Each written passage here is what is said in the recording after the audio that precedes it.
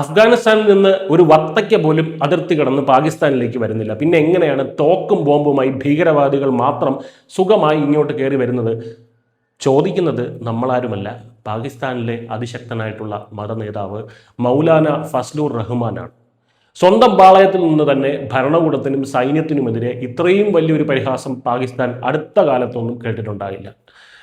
റാവൽപിണ്ടിയിൽ നടന്ന ഒരു പൊതുയോഗത്തിലാണ് മൗലാന ഫസ്ലൂർ റഹ്മാൻ പാക് സർക്കാരിനെയും സൈന്യത്തെയും അക്ഷരാർത്ഥത്തിൽ മുൾമുനയിൽ നിർത്തിയത്. അദ്ദേഹത്തിന്റെ വാക്കുകൾ ഇങ്ങനെയായിരുന്നു. ഒരു വലിയ ജനസാഗരത്തിന്റെ മുമ്പേ ആയിരുന്നു ഈ പ്രസംഗം നടന്നത്. അതിൽ വാക്കുകൾ ഇങ്ങനെയായിരുന്നു: അതിർത്തിയിൽ അത്രയും കർക്കശമായ നിയന്ത്രണങ്ങളാണുള്ളത്. അഫ്ഗാനിൽ നിന്ന് ഒരു മാതളനാരങ്ങയോ വത്തക്കയോ പോലും പാകിസ്ഥാൻ മണ്ണിലേക്ക് കടത്തിവിടില്ല. എന്നാൽ വിചിത്രം എന്ന് പറയട്ടെ, സായുധരായിട്ടുള്ള ഭീകരവാദികൾക്ക് മാത്രം അതിർത്തി കടക്കാൻ ഒരു തടസ്സവുമില്ല.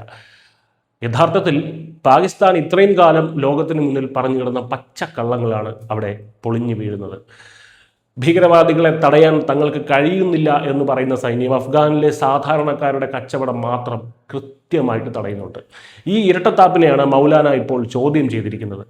പാകിസ്ഥാൻ ഇന്നൊരു അന്താരാഷ്ട്ര ഒറ്റപ്പെടലിലാണ്. അതിൻ്റെ കാരണവും മൗലാന അക്കമിട്ട് നിരത്തുന്നുണ്ട്. ഇന്ത്യയുമായി നിരന്തരം വാക്പോര്, അഫ്ഗാനിസ്ഥാനുമായി അതിർത്തി തർക്കം, ഇപ്പോൾ വിശ്വസ്ത സുഹൃത്തായിട്ടുള്ള ചൈന പോലും അസ്വസ്ഥരാണ്. ഇതിനു പുറമെ ഇറാനുമായും പാകിസ്ഥാൻ കൊമ്പ് കൊടുത്തു കഴിഞ്ഞു. ചുരുക്കത്തിൽ നാലുപാടും ശത്രുക്കളെ സൃഷ്ടിച്ച പാകിസ്ഥാന്റെ വിദേശ നയം ഒരു സമ്പൂർണ്ണ പരാജയമാണെന്നാണ് സ്വന്തം നാട്ടുകാർ തന്നെ സമ്മതിച്ചു തുടങ്ങിയിരിക്കുന്നത്. അതിൻ്റെ ഭാഗമായിട്ടാണ് മൗലാന ഇത് പറയുന്നത്. നമുക്കറിയാം, പാകിസ്ഥാനിൽ എപ്പോഴും ഒരു ആഭ്യന്തര പ്രശ്നങ്ങൾ എപ്പോഴൊക്കെയാണ് ഉണ്ടാകുന്നത്, അപ്പോൾ തന്നെ ഭരണകൂടം എടുത്തു പ്രയോഗിക്കുന്ന ഒരു സ്ഥിരം തന്ത്രമാണ് ഇന്ത്യൻ ഭീഷണി അല്ലെങ്കിൽ അഫ്ഗാൻ ഭീകരവാദം.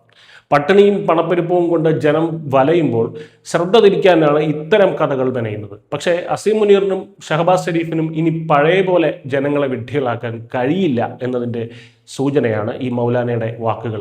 സ്വന്തം രാജ്യത്തെ മതനേതാക്കൾ പോലും സൈന്യത്തിൻ്റെ കള്ളക്കളികൾ പരസ്യമായി പരിഹസിച്ചു തുടങ്ങിയിരിക്കുന്നു. ഉസ്താദിന് ഇപ്പോഴാണെങ്കിലും ഈ ഒരു ബുദ്ധി തോന്നിയല്ലോ. പരമകാരുണ്യവാനും നന്ദി എന്ന് മാത്രമേ പറയാനുള്ളൂ. ഭീകരവാദം ഒരു വിപണന ചരക്കായി ഉപയോഗിച്ച് പാകിസ്ഥാൻ ഇപ്പോൾ സ്വന്തം തന്ത്രങ്ങൾ തന്നെ വിനയായിരിക്കുകയാണ്. അവർക്ക് അതിർത്തിയിൽ വത്തയ്ക്ക തടയാൻ കാണിക്കുന്ന ആവേശം ഭീകരവാദികളെ തടയാൻ പാകിസ്ഥാൻ കാണിക്കുമോ എന്നതാണ് ഇനിയുള്ള ചോദ്യം. അതോ പതിവ് പോലെ അയൽ രാജ്യങ്ങളെ പഴിചാരി ഈ ഒരു നാടകം തുടരുമോ എന്ന് നമുക്ക് വരും ദിവസങ്ങളിൽ കണ്ടറിയാം. എന്തായാലും മൗലാനയുടെ ഈ വത്തയ്ക്ക പ്രയോഗം പാക് ഭരണകൂടത്തിന് അത്ര പെട്ടെന്നൊന്നും മറക്കാൻ കഴിയില്ല. News desk Malayalam.